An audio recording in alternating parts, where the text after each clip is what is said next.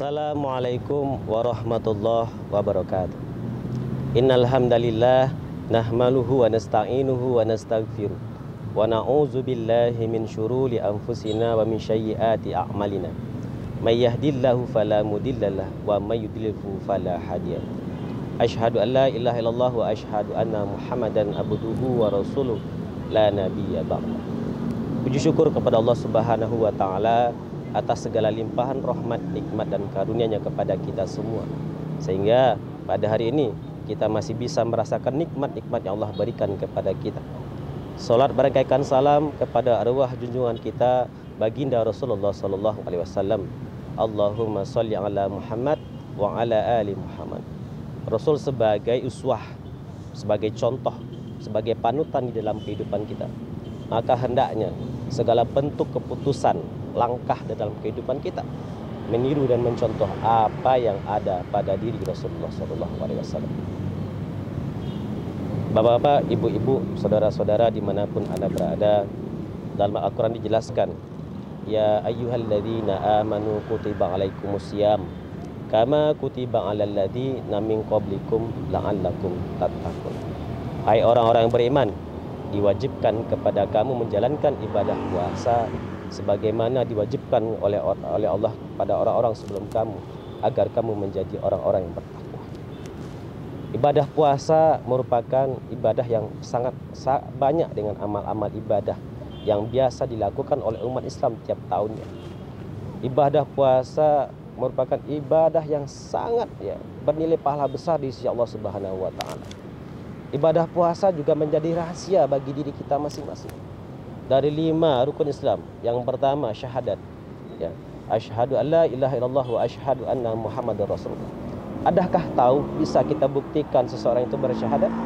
Bisa, karena ada lafaznya yang bisa diucapkan oleh orang-orang dan kita dengarkan. Salat, bisakah kita buktikan seseorang itu melaksanakan ibadah salat? Bisa, karena ibadah salat itu ada gerak-geriknya, ada bacaannya, ada rukunya. Bagaimana dengan zakat? Zakat juga sama. Zakat ada nilainya, ada tempat berzakatnya, ada hisabnya. Ibadah haji pun juga begitu, ada huruf H saja di depannya, itu sudah menandakan seorang itu sudah melaksanakan haji. Bahkan sebelum berangkat haji diundang kan orang satu kampung untuk syukuran kan menjalankan ibadah haji. Tapi bagaimana dengan ibadah puasa? Tidak ada yang tahu. Kalaupun kita bertanya, kamu puasa enggak? Kalau jawab ya saya puasa. Tapi tahukah kita apa yang dilakukan di balik atau belakang kita? Enggak tahu kita. Bisa saja dia makan di luar. Coba kalau kita pergi ke pasar kan, ada warung-warung yang ditutup sama kelambu kain itu kan. Itu mereka lagi makan di dalam itu. Apa tujuan ditutupnya? Bukan untuk menjaga orang tidak tergoda, bukan. Tapi untuk menjaga rahasia puasanya tetap aman. Tidak ada satupun yang tahu kalau dia sudah tidak lagi jalankan ibadah puasa. Nah, di dalam kitab Ihya Ulumuddin bab Asrarus Syiyam, Imam Al-Ghazali menjelaskan apa sesungguhnya rahasia dan hakikat ibadah puasa tersebut. Kita tidak mau ibadah puasa yang kita jalankan ini tiap tahun dari tahun ke tahun kita tidak paham apa hakikatnya. Kita tidak paham dengan apa makna sesungguhnya dari ibadah puasa tersebut. Tidak hanya kuantitasnya saja, tapi kita juga harus paham bagaimana kualitas dari ibadah puasa yang kita jalankan. Kata Imam Al-Ghazali, tingkatan puasa itu ada 3. Yang pertama adalah puasanya orang awam. Apa itu puasa orang awam?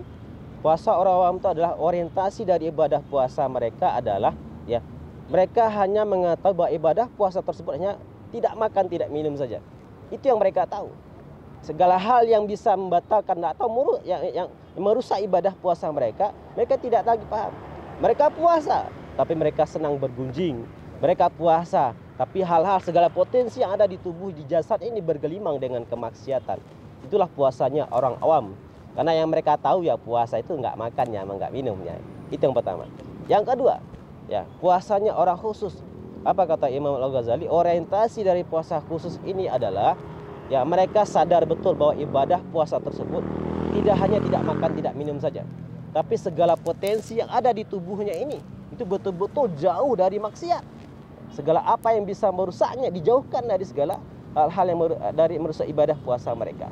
Mereka berpuasa, mereka baca Quran, mereka berpuasa, mereka berzakat, berinfak. Mereka berpuasa, mereka menolong orang lain, mereka berpuasa, mereka menyantuni fakir dan miskin. Nah, mereka paham betul ibadah puasa bukannya sekedar tidak makan, tidak minum saja, tapi segala apa yang bisa meningkatkan ibadah puasa mereka betul-betul mereka jaga. Sedangkan yang ketiga, kata Imam Al-Ghazali, tingkatan puasa orang Islam nanti adalah tingkatan puasa khusus bil khusus. Apa itu khusus bil khusus? Tingkatannya lebih tinggi lagi, ya. Mereka sadar betul ibadah puasa itu tidak hanya tidak makan saja. Segala potensi yang apa yang bisa meningkatkannya, menambah amal ibadah puasa yang betul-betul mereka jaga. Ada satu lagi yang mereka jaga. Apa itu? Menjaga hati mereka. Apa maksudnya menjaga hati? Bapak Ibu, saudara-saudara dimanapun Anda berada, ya, di dalam menjalankan ibadah puasa, ya, orang kan mungkin dalam seharinya ada berkata-kata dalam hatinya. Entah itu perkataan buruk, ya, yang ada di dalam hatinya terhadap orang lain atau dirinya sendiri berpikir baik buruk saja, itu mereka akan, ya, menganggap batal puasanya. Itulah tingkatannya puasa khusus bil khusus. Betul-betul tidak hanya tidak makan, menjaga segala potensi yang bisa merusak ibadah puasanya. Terfikirkan saja dalam hati dan pikirannya segala sesuatu hal yang buruk, maka itu akan menganggap batal puasanya. Inilah puasanya para nabi dan rasul, Bapak Ibu semuanya. Mereka tidak terfikirkan saja, tidak, apalagi berniat untuk melakukannya. Inilah puasa yang ketiga. Nah, pada tahun ini Bapak Ibu semuanya, kita harus bisa menakar dan menimbang diri kita. Di manakah letak tingkatan puasa kita? Apakah yang pertama puasanya orang awam, atau yang kedua puasa khusus, atau yang ketiga puasanya khusus bil khusus? Paling tidak Bapak Ibu semuanya kita berada di level yang kedua, ya. Kita sadar betul bahwa ibadah puasa tadi bukannya tidak makan, tidak minum saja, tetapi segala apa yang bisa merusaknya betul-betul kita jaga, dan apa-apa yang bisa betul-betul menambah amal ibadah puasa kita tingkatkan. Kita puasa, kita baca Quran, kita tadarus bersama-sama, kita berinfak menyantuni fakir dan miskin, dan segala hal yang bisa meningkatkan ibadah puasa kita. Terakhir kata Imam Al-Ghazali, Bapak Ibu semuanya, betapa banyak orang yang menjalankan ibadah puasa, tapi pada sesungguhnya, pada hakikatnya sama saja mereka itu berbuka. Mereka berpuasa pada siang hari, tetapi segala potensi yang ada di tubuhnya ini bergelimang dengan kemaksiatan. Maka pada hakikatnya sama saja mereka itu tidak berpuasa. Sama saja mereka berbuka, mereka puasa, tapi mereka bergunjing, menyakiti hati orang dengan perkataan, menyakiti hati orang dengan tangannya dan segala macamnya. Maka sama saja hakikatnya mereka itu tidak berpuasa. Yang kedua, sebaliknya, betapa banyak orang yang tidak puasa, tapi pada hakikatnya mereka itu menjalankan ibadah puasa. Mereka makan siang hari. Ini berlaku di bulan puasa, di luar bulan puasa, ya. Bukan di dalam puasa. Mereka tidak makan, mereka makan, mereka minum, ya, seperti biasanya dalam menjalankan hidup kesehari. Tapi segala potensi yang ada di tubuh dan jasadnya ini jauh dari maksiat, kata Imam Ghazali. Maka pada hakikatnya sama saja mereka itu berpuasa. Jadi apa hakikatnya dari ibadah puasa tadi? Kata Imam Al-Ghazali, manusia itu derajatnya di tengah-tengah, ya, di atasnya binatang, hewan. Ketika manusia bisa mengontrol, mengendalikan hawa dan nafsu mereka, maka akan derajatnya naik sama dengan malaikat, bahkan, ya, lebih tinggi dari malaikat.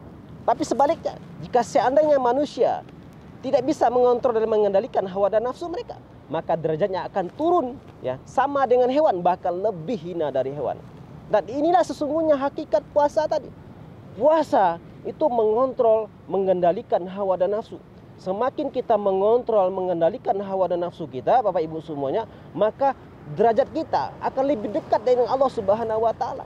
Itulah puasa sesungguhnya. Jadi puasa itu bukan hanya menahan tidak makan, tidak minum saja, ya. Tapi bagaimana mendekatkan diri kita lebih dekat kepada Allah. Atau sumu tasihu, puasalah kamu agarlah kamu sehat. Tidak begitu saja, tapi bagaimana mendekatkan diri kita kepada Allah sedekat-dekatnya. Harapannya Bapak Ibu semuanya, mudah-mudahan ibadah puasa yang kita jalankan pada tahun ini betul-betul mengantarkan kita la'allakum tattaqun, seperti dijanjikan oleh ayat Al-Quran, ya. Karena itu goal dari ibadah puasa yang kita jalankan, agar kita menjadi orang-orang bertakwa. Dengan apa? Selalu menjaga tidak bermaksiat kepada Allah segala potensi yang ada di tubuh kita ini. Karena itulah sesungguhnya mengendalikan hawa nafsu untuk mencapai ketakwaan yang sesungguhnya. Tidak hanya di bulan puasa, tapi juga berlanjut nanti di luar ibadah puasa. Inilah harapan kita semuanya. Mudah-mudahan apa yang saya sampaikan ini bisa menjadi renungan bagi kita semuanya, sehingga ibadah puasa yang kita jalankan pada tahun ini betul-betul bisa mencapai derajat takwa. Takwa kita di bulan puasa, takwa juga nanti kita di luar buat ibadah puasa. Tidak ada lagi yang bisa kita banggakan di hadapan Allah nantinya selain ketakwaan yang bisa kita persembahkan kepada Allah Subhanahu wa taala. Inilah yang bisa saya sampaikan. Mudah-mudahan bisa menjadi amal ibadah kita ke depannya. Amin amin ya rabbal alamin. Cukup saja. Wabillahi taufiq wa hidayah. Assalamualaikum warahmatullahi wabarakatuh.